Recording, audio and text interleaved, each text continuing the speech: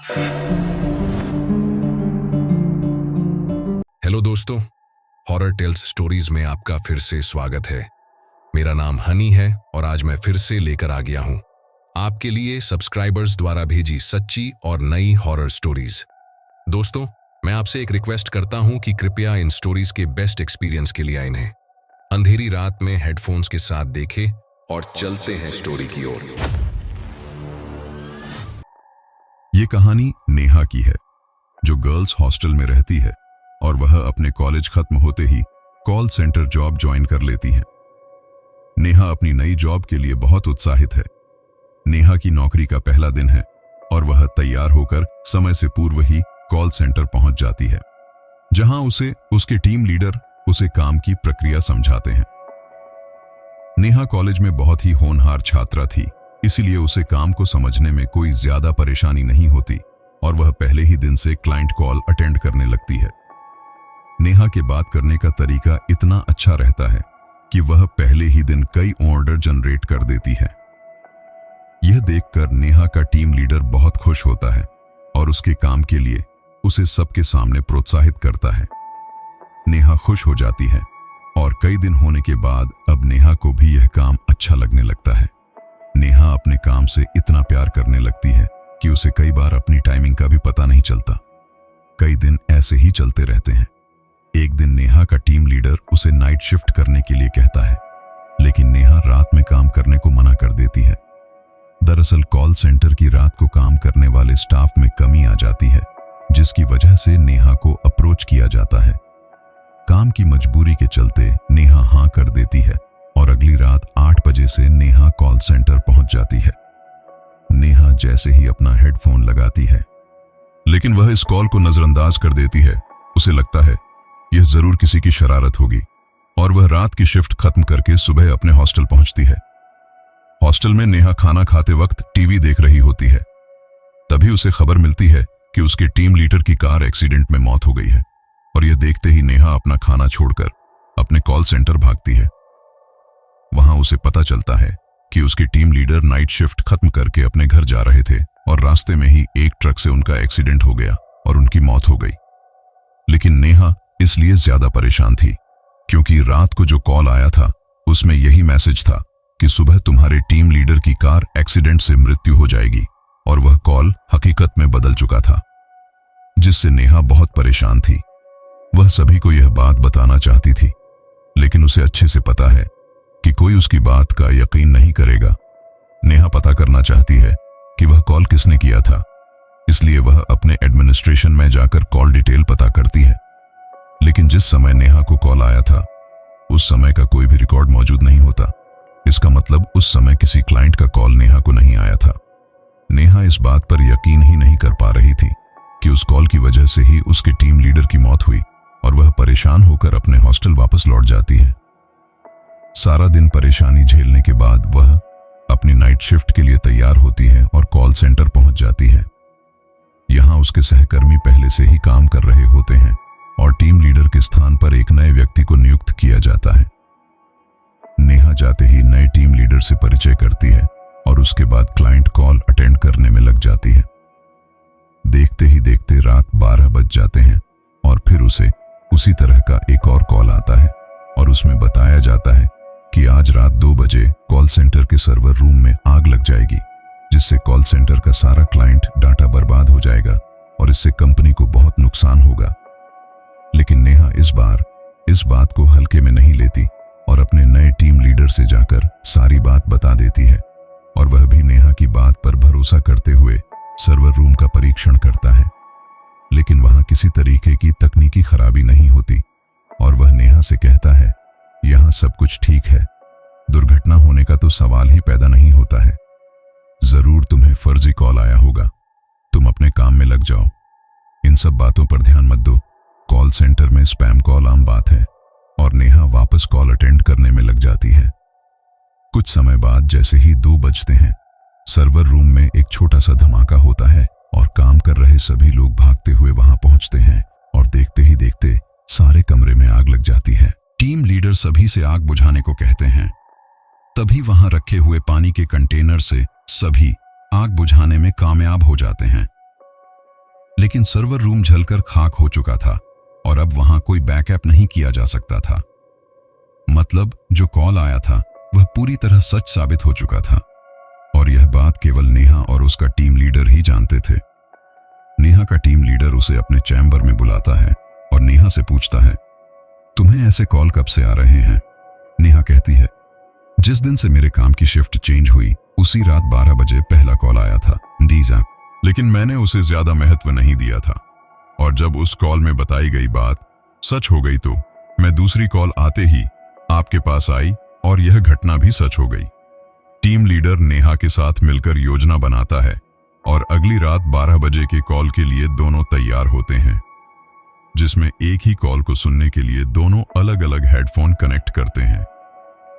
तभी 12 बजते ही कॉल आता है और नेहा कॉल रिसीव करती है और साथ ही अपने टीम लीडर को भी इशारा करती है ताकि वह भी कॉल में बताई जा रही बातें सुन सकें और दोनों हेडफोन लगा लेते हैं।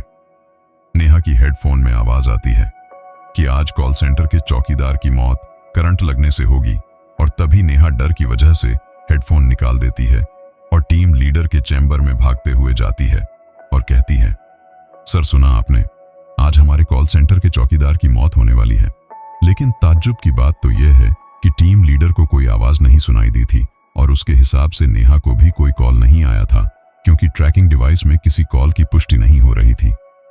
लेकिन टीम लीडर नेहा की बात पर यकीन करने लगा था और इसलिए वह नेहा की बात मान लेता है और तभी वह कॉल सेंटर के सिक्योरिटी स्टाफ को बुलाता है और उसे पता चलता है कि एक बहुत ही पुराने कर्मचारी हैं जो आज ड्यूटी पर नहीं आए, शायद उनकी तबीयत कुछ ठीक नहीं है। टीम लीडर आए हुए सुरक्षा कर्मियों को केवल आज की रात इलेक्ट्रॉनिक सेटअप से दूर रहने का ऑर्डर देता है ताकि कोई करंट से न मारा जाए। सारी रात गुजर जाती है। नेहा की जान में जान आती है और वह टीम लीडर से कहती है, सर हमने अपने सुरक्षा कर्मियों को बचा लिया। लेकिन तभी टीम लीडर के मोबाइल में मैसेज आता है, आज रात को वह सुरक्षा कर्मी करंट लगने से मर गया जिसने छुट्टी ले रखी थी। टीम लीडर परेशान हो जाता है और नेहा से कहता है, हमें इन हत्याओं का कारण जानना होगा क्योंकि हमारे कॉल सेंटर में लगातार यह हादसे हो रहे हैं और सिर्फ तुम्हें ही इसकी जानकारी क्यों मिल रही है। तभी दोनों कॉल सेंटर का इतिहास जानने की कोशिश करते हैं और पुराने कर्मचारियों से संपर्क बनाते हैं। उन्हें एक पुरानी कर्मचारी महिला मिलती है जो लगभग 12 साल पहले वहां काम कर रही थी, लेकिन उसके साथ कुछ पुरुष कर्मचारियों द्वारा गलत बर्ताव किया जाता था, इसलिए मजबूरी में उसे अपना काम छोड़ना पड़ा और उसकी सहेली जिसका नाम भी नेहा था उसके साथ तो बहुत ही गलत हुआ था, जिस सदमे से उसने उसी कॉल सेंटर में फांसी लगा ली थी और कुछ समय के लिए वह कॉल सेंटर बंद रखा गया था। नेहा की टीम लीडर को अब सारी बात समझ में आने लगती है और उसे एहसास होने लगता है कि वही लड़की नेहा से संपर्क बना रही है क्योंकि वह नेहा में ही अपने आप को ढूंढ रही थी। नेहा यह बात जानते ही डर जाती है और वह अपनी नौकरी छोड़ने का फैसला करती है, लेकिन टीम लीडर उसे मनाने की कोशिश करता है और कहता है, तुम ही हो जो उससे संपर्क बना सकती हो और यदि तुम चली गई तो ये हादसे हमेशा होते रहेंगे और हमें पता भी नहीं चलेगा। जरा सोचो कितने निर्दोष लोगों की जान जा सकती है। और यह बात सुनते ही नेहा मन बना लेती है कि वह पता लगा कर रहेगी कि यह हादसे कैसे रोके जा सकते हैं और दोनों मिलकर एक व्यक्ति के पास जाते हैं जिसे वैज्ञानिक रूप से भूतों से संपर्क साधना आता था। वहां जाकर उस व्यक्ति से उन्हें पता चलता है कि जब तक उसका बदला शांत नहीं होगा वह ऐसे ही हत्या करती रहेगी, लेकिन यदि हम उसकी आत्मा का संपर्क कॉल सेंटर से अलग करने में कामयाब हो जाए तो हादसे रोके जा सकते हैं। लेकिन इसके लिए नेहा की जान को खतरा हो सकता था क्योंकि उस वक्त नेहा को अकेले ही कॉल सेंटर में रहना होगा और जैसे ही वह नेहा से संपर्क करेगी तो उसे नेहा के शरीर के अंदर आने के लिए यह व्यक्ति विवश कर देगा और उसे नेहा के शरीर के अंदर रखते हुए कॉल सेंटर से बाहर निकालकर किसी दूसरे स्थान में उसे आजाद कर देगा, जिसके लिए उससे जुड़ी पहले की कोई पुरानी वस्तु ही जरिया बन सकती है। और अधिक जानकारी जुटाने से उन्हें पता चलता है कि वह हेडफोन जो नेहा इस्तेमाल करती थी उसे वही लड़की इस्तेमाल किया करती थी, लेकिन यह कार्य गुप्त तरीके से किया जाना था क्योंकि वहां लोगों के होने से असफल होने का खतरा था। टीम लीडर सभी स्टाफ को छुट्टी दे देते हैं और तीनों मिलकर योजना को अंजाम देने के लिए कॉल सेंटर पहुंच जाते हैं। रात 12 बजते ही हमेशा की तरह कॉल आता है और योजना के अनुसार वैज्ञानिक उस आत्मा को तकनीकी प्रक्रिया के तहत नेहा के शरीर में उसे प्रवेश करवा देते हैं और नेहा बहुत अजीब सा बर्ताव करने लगती है। उसे संभालना मुश्किल हो जाता है। तभी दोनों नेहा को रस्सी के सहारे बांधकर कार तक ले जाते हैं और एक सुनसान जगह धार्मिक स्थल पर उसे आजाद करने की तकनीकी प्रक्रिया करते हैं। कुछ ही घंटों बाद नेहा को होश आ जाता है। टीम लीडर यह देखकर बहुत खुश होता है क्योंकि उन्होंने खतरा उठाते हुए इतना बड़ा काम कर लिया था और बहुत से बेकसूर लोगों को मरने से बचा लिया था। इस हादसे ने नेहा को झंझोड़ के रख दिया, इसलिए वह अपनी नौकरी छोड़ देती है और अपने गांव वापस चली जाती है। इस घटना के बाद कुछ दिनों के लिए कॉल सेंटर में नाइट शिफ्ट बंद कर दी जाती है। इस घटना के कुछ दिन बीते ही थे। अचानक 12 बजे फिर कॉल सेंटर में कॉल आता है, जबकि सारा सिस्टम बंद किया जा चुका था। लेकिन फोन की घंटी बजती रहती है और कहानी खत्म हो जाती है। दूसरी कहानी। ये भूतिया कहानी एक लड़की पायल की है, जो कि दिल्ली में अपनी फैमिली के साथ रहती थी। पायल की शिक्षा दीक्षा सर्वश्रेष्ठ संस्थान से हुई थी और वह अपने स्कूल करियर में बहुत होनहार छात्रा थी। पायल ने स्कूल में सभी क्लासों में सर्वश्रेष्ठ प्रदर्शन किया था। पायल अब कॉलेज में आ चुकी थी। पायल को सोशल मीडिया बहुत आकर्षित करने लगा था। सारा दिन वह शॉर्ट वीडियो देखती रहती। कुछ ही समय में पायल के दिमाग में अपनी डिजिटल दुनिया बनाने का भूत सवार हो गया। वह भी अब अपने वीडियो बनाकर फॉलोअर्स हासिल करना चाहती थी। पायल कई घंटों तक मोबाइल में लगी रहती थी और उसने अपने वीडियो बनाना और उन्हें शेयर करना प्रारंभ कर दिया था। कई महीनों के बाद भी पायल के वीडियो व्यू नहीं बढ़ रहे थे। पायल के अंदर नकारात्मकता आने लगती है और वह अपने फॉलोअर्स बढ़ाने के लिए रास्ता तलाशने लगती है और इत्तेफाक से उसे एक काले जादू से संबंधित वीडियो मिलता है, जिसमें बताया जाता है कि अमावस्या की रात इस प्रक्रिया से मनचाही मुराद कैसे पूरी करें। उस वीडियो में कुछ ऐसी डरावनी बातें बताई जाती हैं जिसे कर पाना एक सामान्य इंसान के बस की बात नहीं थी।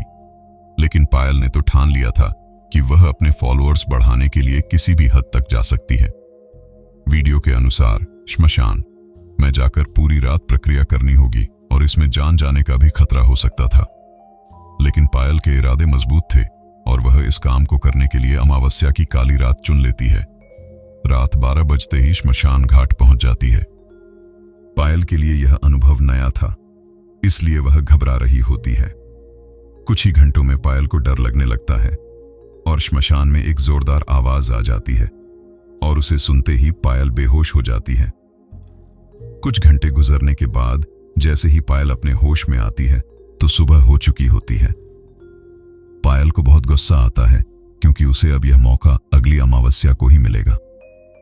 पायल अपने घर पहुंचती है और जैसे ही अपना मोबाइल उठाकर देखती है तो उसके सोशल मीडिया अकाउंट में हर मिनट फॉलोअर्स बढ़ रहे होते हैं। वह हैरान हो जाती है कि इतने महीनों तक तो कुछ नहीं हुआ था, लेकिन आज अचानक उसके वीडियो इतने प्रचलित कैसे होते जा रहे हैं। पायल खुशी से नाचने लगती है और उसे अब यकीन हो जाता है कि रात में जो उसने श्मशान में जो प्रक्रियाएं की है यह उसी का असर है। पायल के फॉलोअर्स तेजी से बढ़ते जा रहे थे और कुछ ही दिनों में उसके फॉलोअर्स पूरे सोशल मीडिया में सबसे अधिक हो चुके थे। लेकिन पायल को समझ में नहीं आ रहा था कि कोई भी सोशल मीडिया में उसकी बात ही नहीं कर रहा था। पायल अपनी नजरों में सोशल मीडिया की उभरती हुई सितारा थी और उसी एटीट्यूड के साथ वह लोगों से मिलने लगी थी और वह जिससे भी मिलती उसे अपने फॉलोअर्स के बारे में बताने लगती। पायल मन ही मन सोचने लगी थी कि क्या फायदा इतने फॉलोअर्स का जब मुझे खुद ही जाकर लोगों को दिखाना पड़ रहा है। पता नहीं ऐसा क्यों हो रहा है, लोग मुझे जानते तक नहीं। तभी वह इंटरनेट पर एक ब्लॉगर को ढूंढती है जो सोशल मीडिया से जुड़ी हुई समस्याओं का समाधान करते थे।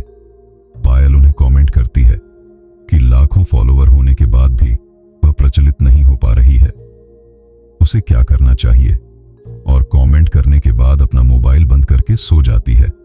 और जब सुबह उठती है तो उसके कमेंट के जवाब में लिखा होता है, मैडम आपके अकाउंट में तो 100 फॉलोअर्स भी नहीं हैं, आप लाखों की बात कर रही हो। और इस कमेंट को पढ़ने के बाद पायल को ताज्जुब होता है क्योंकि उसके सोशल मीडिया अकाउंट पर तो लाखों फॉलोअर्स दिख रहे थे। फिर यह व्यक्ति ऐसा क्यों कह रहा था? पायल अपनी सहेली को फोन लगाती है और कहती है कि तुम मेरा सोशल मीडिया अकाउंट चेक करो, उसमें कितने फॉलोअर्स हैं, मुझे बताओ। दरअसल उसने यह बात अपनी सहेलियों को भी नहीं बताई थी कि वह सोशल मीडिया पर वीडियो बना रही है, क्योंकि वह सभी को सरप्राइज देना चाहती थी कि वह स्टार बन गई है। तभी उसकी सहेली उसका अकाउंट देखकर बताती है कि तुम्हारे अकाउंट में तो केवल 81 फॉलोअर्स हैं। पायल फोन काट देती है और उसे समझ में आने लगता है कि हो ना हो यह श्मशान में की गई प्रक्रिया की वजह से ही हो रहा था। अब वह डर जाती है और वह इंटरनेट पर भूत से निजात पाने के उपाय देखने लगती है। तभी उसे एक भूत विशेषज्ञ व्यक्ति का पता चलता है और वह उसके पास पहुंचती है और उसे सारा मामला बताती है। भूत विशेषज्ञ अपने इलेक्ट्रॉनिक मैग्नेटिक यंत्र द्वारा पता लगाता है कि क्या कोई भूतों से जुड़ा संकेत पायल के फॉलोअर्स में मौजूद है या नहीं, और जब वह पता लगाता है तो उसे सारा मामला समझ में आ जाता है। वह पायल से कहता है, तुम्हें जितने भी अकाउंट से फॉलो किया जा रहा है वह सारे लोग मर चुके हैं और उनके अकाउंट भी कई सालों पहले बंद हो चुके हैं, लेकिन वह फॉलोअर्स केवल तुम्हारे लिए ही विजुअल रहेंगे, क्योंकि यह सिर्फ एक भ्रम माया जाल की तरह है, न कि कोई रियलिटी। हाँ, तुम्हें इन सब से बाहर निकालना होगा, वरना तुम इन फॉलोअर्स की दुनिया में कैद होकर रह जाओगी। तभी पायल डरते हुए कहती है, मैं कैसे इन सब से बाहर आ सकती हूं? प्लीज आप मुझे इन सब से बाहर निकालिए। और वह विशेषज्ञ पायल से कहता है, यह सब वहीं से खत्म किया जा सकता है जहां से शुरू हुआ था। उड्डी, हमें दोबारा अमावस्या की रात को ही उसी श्मशान जाना होगा और वहां दोबारा वही प्रक्रिया करना होगा, ताकि जितनी नकारात्मक ऊर्जा तुम्हें फॉलो कर रही है उसे मैं अपने गैजेट्स में कैद कर लूंगा और हमेशा हमेशा के लिए उनका डाटा डिलीट हो जाएगा। लेकिन इस प्रक्रिया में बहुत खतरा है। अगर तुम बीच में डर गई या सो गई तो वह सारे भूत हम पर हावी हो जाएंगे और हम दोनों के लिए अपनी जान बचाना मुश्किल हो जाएगा। और यदि हम बच भी गए तो मैं तुम्हारे दिमाग से कभी भी वो फॉलोअर्स बाहर नहीं निकाल पाऊंगा और तुम हमेशा उसी सोशल अकाउंट के अंदर घूमती रहोगी। लेकिन पायल इरादों की मजबूत लड़की थी। वह तैयार हो जाती है। अगले 17 दिनों के बाद अमावस्या की काली रात आने वाली थी और उसी का इंतजार दोनों करने लगते हैं, और 2 हफ्ते गुजरते ही वह समय नजदीक आ जाता है। भूत विशेषज्ञ अपने सारे गैजेट्स अपनी गाड़ी में रख लेता है और पायल को लेकर उसी जगह पहुंच जाता है। श्मशान में कुत्तों के भौंकने की आवाज आ रही थी, जिसकी वजह से पायल श्मशान में घुसते ही घबरा रही होती है, लेकिन वह हिम्मत दिखाते हुए प्रक्रिया प्रारंभ कर देती है।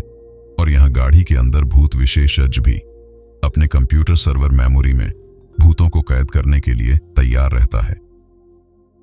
कुछ ही घंटे गुजरते ही सारा श्मशान हवाओं से घिर जाता है।